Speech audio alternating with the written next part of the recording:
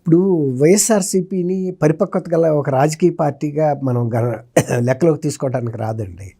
అది కేవలం జగన్మోహన్ రెడ్డి గారికి కాంగ్రెస్ పార్టీ ముఖ్యమంత్రి పదవి ఇవ్వలేదన్న కక్షతో పెట్టిన పార్టీగా తప్ప ఒక సరైన అవగాహన, సమగ్రమైన దృష్టి, లేకపోతే ప్రజల పట్ల ఒక ప్రేమాభిమానాలు, ఒక సేవ చేయాలనే అంకిత భావం ఆ పార్టీలో ఉండవు. ఊరంతటిది ఒక దారి అయితే ఉలిపి కట్టిది ఒక దారి అంటారు చూసారు. ఆనాడే కాంగ్రెస్ పార్టీ అధిష్టానం కనీసం మంత్రిగా ఎమ్మెల్యేగా కూడా పనికిరాడనే ఉద్దేశంతోనే ముఖ్యమంత్రిని చేయలే. ఆ సంగతి నిరూపించుకున్నాడు మన ముఖ్యమంత్రి అయ్యి. అందుకే వాళ్ళు అది గమనించే అంత జాతీయ పార్టీగా ఈయన్ని కనుక ముఖ్యమంత్రిగా ప్రొజెక్ట్ చేస్తే మన పార్టీ పరువు పోతుంది.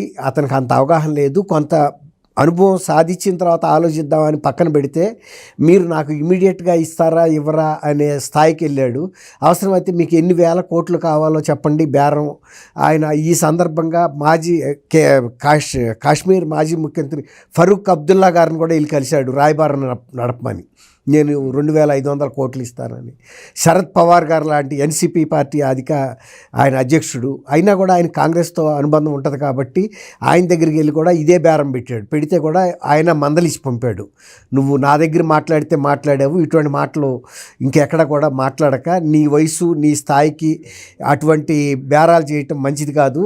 రాజకీయాలు నేను చేశాను, కానీ కాంగ్రెస్ పార్టీతో నాకు విభేదాలు ఉన్నప్పటికీ కూడా కాంగ్రెస్ పార్టీ ఆ విధమైన డబ్బులకు అమ్ముడుపోయే తత్వం ఉండదు. ఇది చిన్నపిల్లల చేష్టగా ఉంది నీ ఆలోచన అని మందలిసి పంపాడు తండ్రిగా.